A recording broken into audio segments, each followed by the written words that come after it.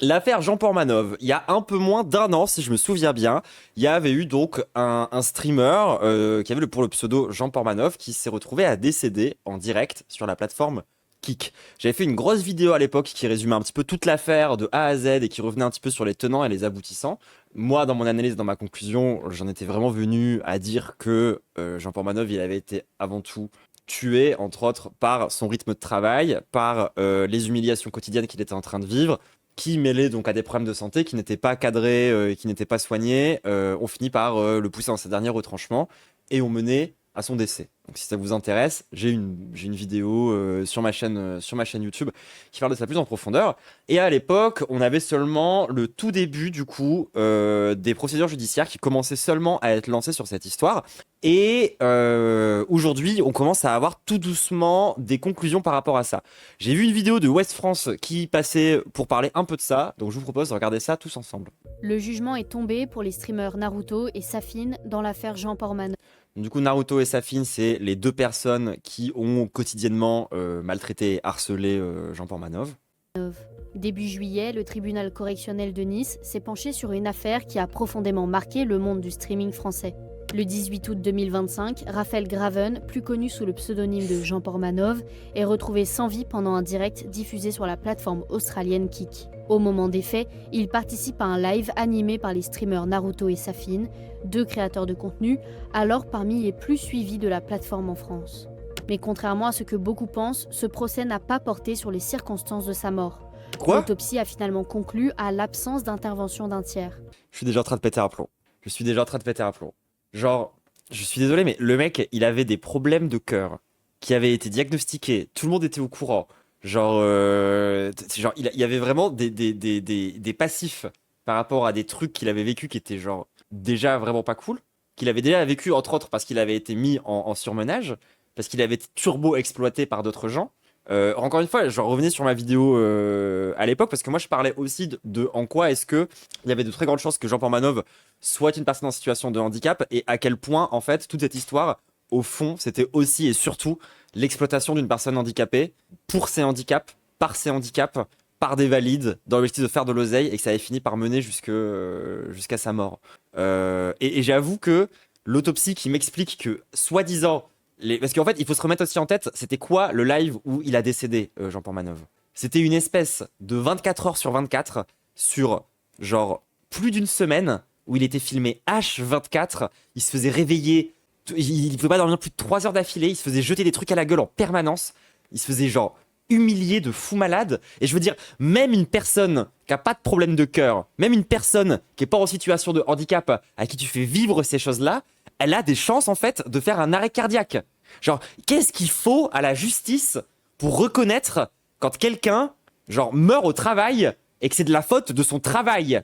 Est-ce que vraiment faut impérativement, je sais pas moi, se faire écraser par une machine de chantier ou un truc du genre? Sinon, on considérera jamais que c'est à cause des conditions de travail que les gens meurent. Parce que genre, l'affaire avec Jean Pormanov, c'est quand même assez évident pour n'importe qui a creusé un tant soit peu l'affaire que les conditions dans lesquelles le stream était organisé ont peut-être un peu joué sur les conditions de santé du mec. Je trouve ça dingue. Je trouve ça dingue. Santé qu'on a vu se détériorer semaine après. Ben, je deviens folle. En février 2026, le volet consacré au décès de Jean Pormanov est donc classé sans suite. En revanche, la justice s'est intéressée à ce qui s'est passé avant ce drame. Pendant des mois, Jean Pormanov, mais aussi Stéphane G, surnommé Koudou, un quadragénaire placé sous curatelle. Koudou, c'était aussi une autre personne donc, qui était en situation de handicap et qui était en gros le punching ball des deux autres, quoi. Avait subi violence, humiliation et mise en scène lors de milliers d'heures de directs diffusés devant des... Mais comment tu peux, genre, acknowledge, genre, reconnaître le fait qu'il y a tout ça qui s'est passé et pas faire le lien avec la mort du mec? dizaines de Genre, ça devrait au minimum être un homicide involontaire. milliers de spectateurs. Et le involontaire, en vrai, on pourrait même se poser la question. Alors que reprochait exactement la justice aux deux streamers et quelle peine le tribunal a-t-il finalement prononcé? Retour sur cette affaire. À Contes, près de Nice, Owen Senazandotti, alias Naruto, lance une émission diffusée tous les soirs en direct. D'abord sur Twitch, puis sur Kik, après plusieurs sanctions sur la plateforme américaine. Rapidement, son ami d'enfance, Safin Hamadi, rejoint l'aventure. Le concept est simple. Depuis un studio baptisé Le Local, plusieurs invités vivent ensemble devant les caméras pendant plusieurs heures. Les animateurs multiplient les défis dans une quête permanente de réactions spectaculaires. Le succès est immédiat. La chaîne revendique... C'est tellement des euphémismes. Genre, oui, des défis. Des défis qui consistent en gros à mettre un collier électrique autour de la du cou d'un mec, de lancer des quiz. Et en gros, si jamais il répond faux, tu l'électrocutes. Et si jamais il répond bon suffisamment de fois d'affilée, tu lui donnes une clope. C'est super. Du coup, c'est hyper sain comme genre de petit défi, petit challenge. Genre, c'est littéralement de la torture. Près de 200 000 abonnés et réunit en moyenne 20 000 spectateurs en direct chaque soir, parfois beaucoup plus. À l'époque, c'est la chaîne la plus regardée sur Kik en France. Parmi les Et ils appelaient ça le prime du divertissement à l'époque. habitués figurent Raphaël Graven, alias Jean Pormanov, et Stéphane G, surnommé Koudou. Peu à peu, leurs réactions deviennent l'un des principaux ressorts du spectacle. Ouais, voilà, le truc qui intéresse le plus les gens, c'est de voir des handicapés galérer, quoi. 18 août 2025, lors d'un direct, Jean Pormanov décède. L'onde de choc traverse le milieu du streaming. Mais rapidement, l'autopsie dissipe les doutes. Aucune trace de violence externe, aucun acte criminel détecté. Mais je vais crever. Mais je vais crever. On voit dans des vidéos qu'il est couvert de bleu. Genre, il y a des vidéos où on le voit se faire électrocuter et on voit la marque du truc. Genre, il y a des preuves qui se faisaient tabasser. En fait, ils ont demandé à un médecin aveugle de faire l'autopsie. Genre, comment ça se passe? C'est un médecin, mais lui-même, il avait pas de bras, pas d'yeux. Naruto et Safine, c'est le début d'une toute autre histoire. Les enquêteurs se penchent sur les centaines d'heures de live diffusées avant ce drame. C'est leur contenu qui va les conduire devant le tribunal. Ils sont alors poursuivis pour plusieurs infractions. Violence en réunion, abus de faiblesse, diffusion d'images violentes, mais aussi provocation à la haine ou à la violence.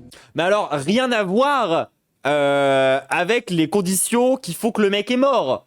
Genre, on va juste reconnaître que c'était de la violence en réunion, qu'il se faisait tabasser, que c'était de la torture et du harcèlement psychologique. Mais ça n'a sûrement rien à voir avec son arrêt cardiaque. Ah, mais quelle bande de branques! Mais c'est quoi la justice de ce pays, en fait? Pendant le procès, qui s'ouvre en juillet 2026, les juges visionnent de nombreuses séquences. On voit Jean Pormanov recevoir des gifles répétées, des coups de pied, des coups de fouet ou encore des coups de batte de baseball. L'avocat de Safine décrit alors ce phénomène sous le terme de trash streaming. Ce qui marchait le plus, d'après ce que me disent mes clients et d'après les remontées qu'on a, parce que Le mec, c'est l'avocat des coupables et il est en mode ouais, c'était nous, ce qu'on aimait bien faire, c'était surtout tabasser un mec, ouais. dossier, beaucoup en parlent, c'est que plus c'était violent à l'écran, mieux ça marchait. Et que ces streamers avaient très bien compris les choses, et que ce qu'on attendait finalement d'eux, Bah du coup, ils auraient pu arrêter puisqu'ils avaient compris. c'était généralement, et c'est pour ça que c'était lui qui était le plus ciblé, même s'ils étaient tous parfois victimes de violence, c'est quand JP Non, pas Naruto. Hein. Naruto, victime de violence, je demande à voir. Hein. était victime de ce genre de violence, parfois même annoncé, où on recevait des encouragements, parfois même des dons, et où il y avait des réactions qui étaient de plus en plus larges. En d'autres termes, la violence était directement monétisée. Chaque coup, chaque humiliation générait des donations. Lors du procès, Naruto conteste tout. Ça n'excuse rien. Hein. Genre, c'est-à-dire que, au bout d'un moment, si buter des gens devient extrêmement rentable, ça change rien au fait que c'est illégal. Toute intention de nuire. Il affirme s'être inspiré d'émissions antérieures, les premiers formats de Michael Youn, de Cyril Hanouna ou encore de concepts étrangers. On a vécu une aventure exceptionnelle. On a voyagé, on a kiffé, on a fait du bien à plein de gens. On voyait pas le mal. Surtout à Jean Pormanov. Son avocat va plus loin. Il développe l'argument juridique central de la défense, le consentement. Ces défis-là, nous insistons, ils étaient...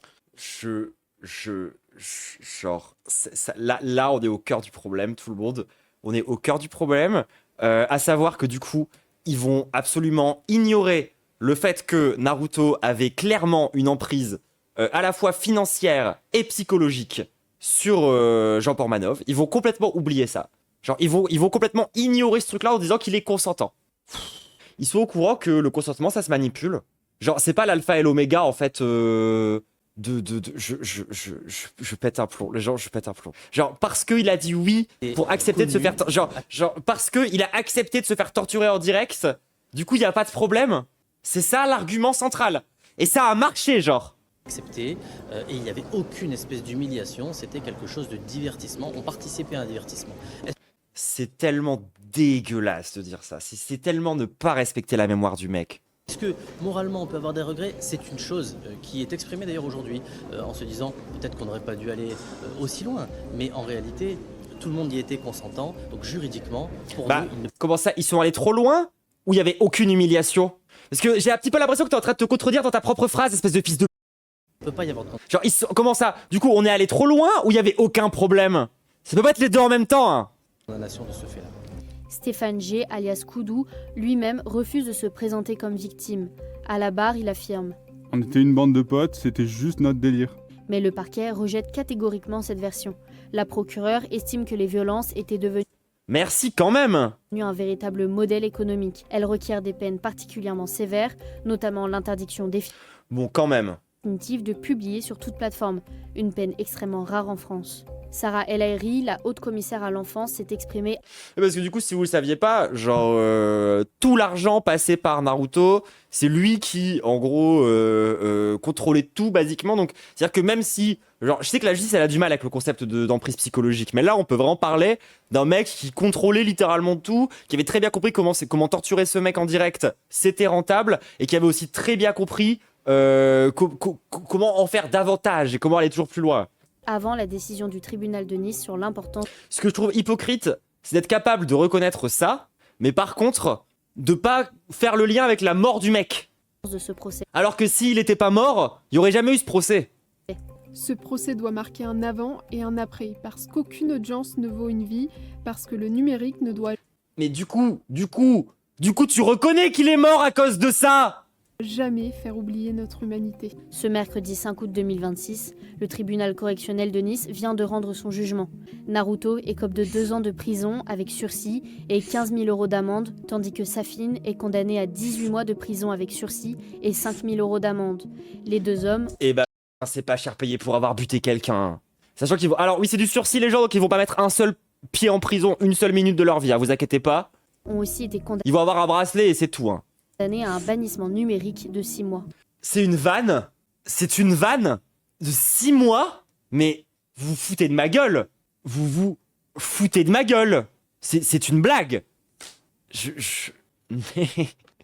Mais non. Non, désolé. Genre, et c'est pour ça, tu vois, que je pense qu'il aurait peut-être fallu faire le lien avec la mort du mec. Parce que peut-être que, genre, si c'est des peines de merde complètement nul à chier comme ça, c'est parce qu'il n'y a pas la mention d'homicide involontaire dans le jugement. Parce que normalement, dans un univers un tant soit peu, mais je dis bien un tant soit peu cohérent, ce mec ne devrait plus jamais, enfin ces deux mecs-là, Safine et Narutobi, ne devraient plus jamais avoir le droit de travailler dans l'audiovisuel de toute leur vie en fait. Genre, ils auraient dû être bannis pour toujours de faire du contenu, genre sur Kik, Twitch, TikTok, YouTube, tout ce que tu veux en fait. Genre, ces gens-là ne devraient plus jamais pouvoir se retrouver dans une situation où ils ont du pouvoir sur des gens de cette même manière-là en fait. Genre là, désolé, mais dans les conditions dans lesquelles c'est arrivé, genre dans 6 mois, et dès qu'ils ont fini là leur sursis de... Ils peuvent très bien retomber sur des personnes qui vont eux-mêmes catégoriser comme des cotorep, des cas sociaux, tout ce que tu veux. Ils vont les refoutre devant des caméras, ils vont recommencer à les torturer et ils seront tranquilles pendant encore des années. C'est ça qu'elle dit la justice là. C'est pas fini, mais si ça se trouve c'est rétroactif. En plus de ça, si ça se trouve genre c'est déjà fini en fait le bannissement. Si ça se trouve il est déjà terminé. Si ça se trouve ils ont été condamnés et ils vont dire ah oui mais comme c'est rétroactif, en fait on prend par rapport à et hop c'est fini t'es déjà plus ban. Je veux dire, mais vous voyez pourquoi c'est un problème de pas avoir reconnu l'homicide involontaire?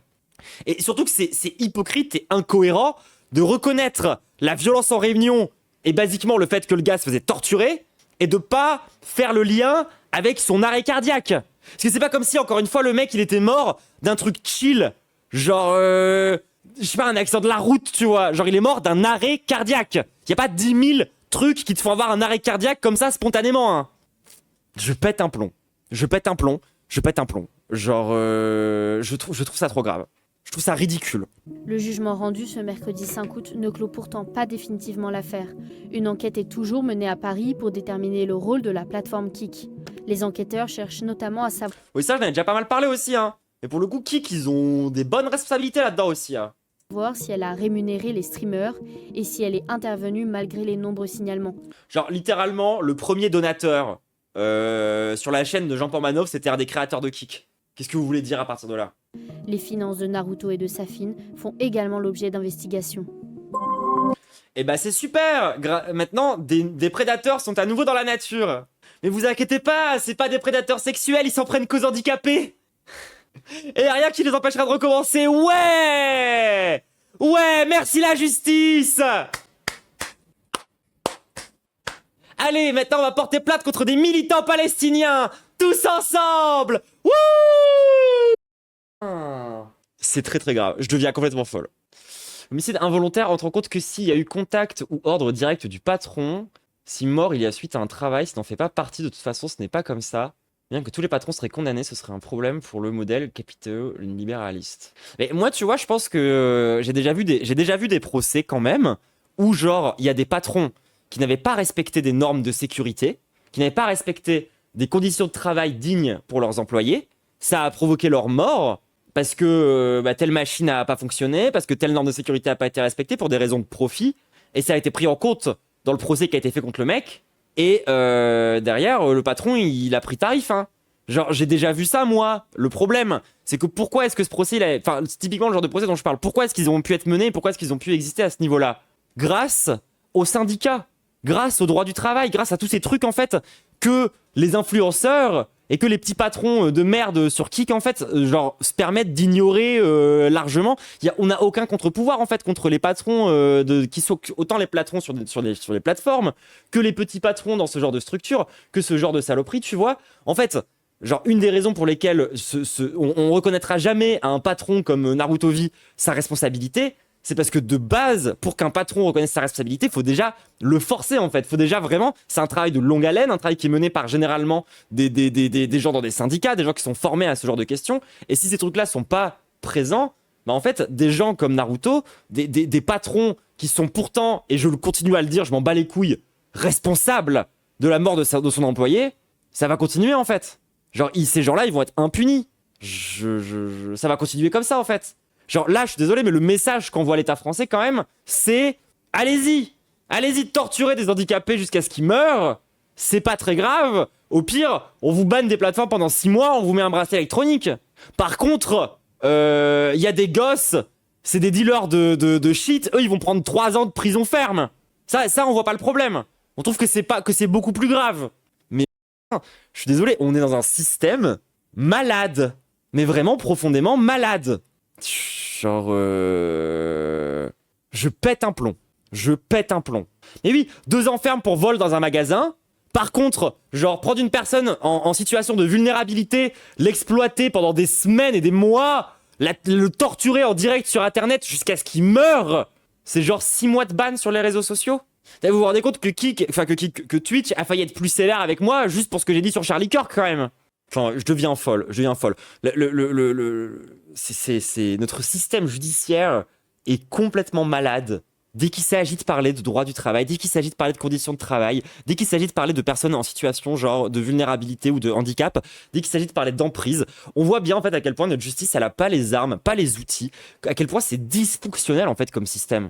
Genre moi c'est ça la conclusion au final de l'affaire Jean Portmanov. Genre il y a déjà tout ce que j'ai déjà dit dans ma vidéo sur cette affaire que encore une fois je vous recommande, où j'ai vraiment dit beaucoup de trucs sur ce que ça dit de notre société, sur ce que ça dit de divertissement sur internet, sur tous ces sujets là. Mais en tout cas la conclusion là que j'ai aujourd'hui par rapport aux conclusions judiciaires de l'affaire, c'est que c'est ça, c'est la justice est dysfonctionnelle quoi. Je suis désolé, enfin ça me saoule.